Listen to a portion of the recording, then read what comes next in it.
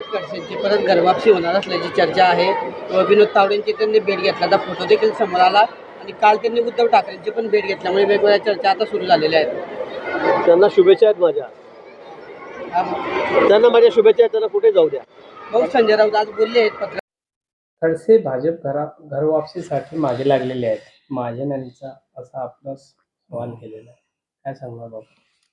मुळात मी हे स्पष्ट करू इच्छितो की मला भाजप प्रवेशामध्ये आता इंटरेस्ट राहिलेला नाही. मी शरद पवार साहेबांबरोबर आहे आणि शरद पवार साहेबांबरोबर राहील. भाजप प्रवेशासाठी माझे काही कार्यकर्ते इच्छुक आहेत हे मी मान्य करणार नाही. आणि त्या कार्यकर्त्याची इच्छा आहे बऱ्याच जणांची की आपण आता भाजपकडे गेलो पाहिजे.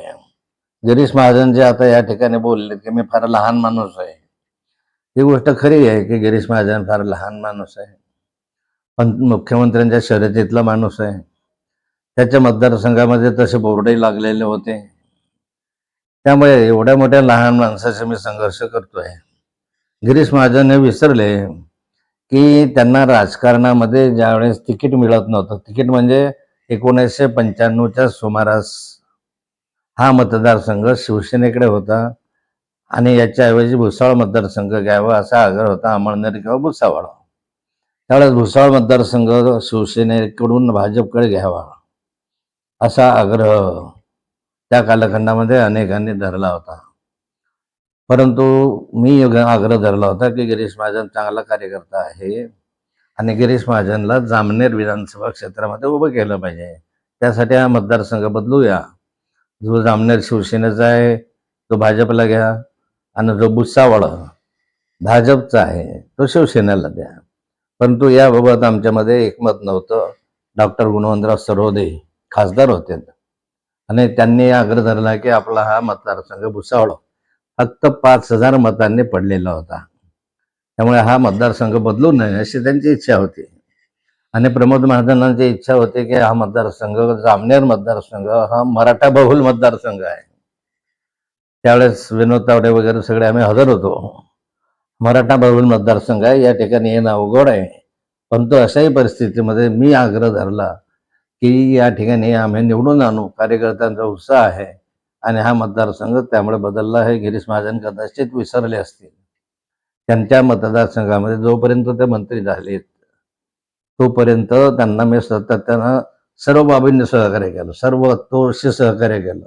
माझ्या सभेशिवाय त्यांच्या मतदारसंघामधली निवडणुकीची संपत्ता होतच नव्हतं. प्रत्येक वेळी माझ्या सभा व्हायच्या, प्रवास व्हायचा, प्रचार व्हायचा. त्यामुळे गिरीश महाजनांनी हे लक्षात ठेवलं पाहिजे की नाथाभाऊन तुझ्या मोठ्या उदाहरणाने, नाथाभाऊंचं योगदान तुमच्या मोठ्या उदाहरणाने मोठं आहे. आम्ही जर उजिडात आणलं नसतं तर कदाचित नसते, कार्यकर्त्यांनी मेहनत घेतली नसते तर कदाचित नसतं. पण ठीक आहे, गिरीश महाजनला तसं वाटतं की लहान आहे, पण माननीय मुख्यमंत्र्यांचा आशीर्वाद गिरीश महाजनला आहे. मुख्यमंत्र्यांचा आशीर्वाद जर काढला तर गिरीश महाराज कशातच नसतील अशी स्थिती आज आहे. आणि त्यामुळे फार गिरीश महाजनांचं लक्षात येण्यासारखं नाही आहे. एवढं निश्चित आहे की दिल्लीला मी गेलो होतो, त्यावेळेस मी गेलो म्हणजे मी स्वतःहून गेलो नव्हतो. माननीय अमित शहा यांनी मला फोन केला होता. मला त्यांनी दिल्लीला बोलवून घेतलं होतं.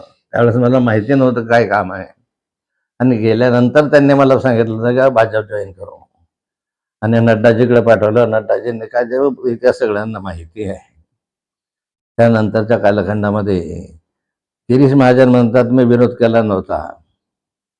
त्यांनी विरोध केला नसेल, पण वरच्यांनी जे मला सांगितलं त्या कालखंडामध्ये ते म्हणाले आपको अगर प्रवेश देंगे तो भाजप के लोकल लोग पार्टी बोल रहे कि हम काम नहीं करेंगे, हम सीट गिरा देंगे, ऐसा वो ब्लैकमेल कर रहे हैं, इसलिए आप लोकसभा में हमारा काम करो, बाद में देखते हैं असं त्यांनी म्हटलं होतं. मग ब्लॅकमेल कोण करत होतं? नाथाभाऊंना प्रवेश दिला तर आत्ताही म्हणतात की नाथाभाऊंकडे जर देवेंद्र फडणवीस वाढदिवसाच्या दिवशी आले तर मी राजकारण सोडून देईल, हे वाक्य कोणाचे आहे? अशा अनेक गोष्टी आपण त्या खोलवर मी जात नाही. माझा 75वा वाढदिवस आहे, अमृत महोत्सवी वाढदिवस आहे आणि त्यानिमित्त शरद पवार साहेब, उद्धवजी ठाकरे, शिंदे साहेब या सर्वांनाच विनंती करणार आहे की तुम्ही यावं, जे येतील त्यांचं स्वागत करणार आहे.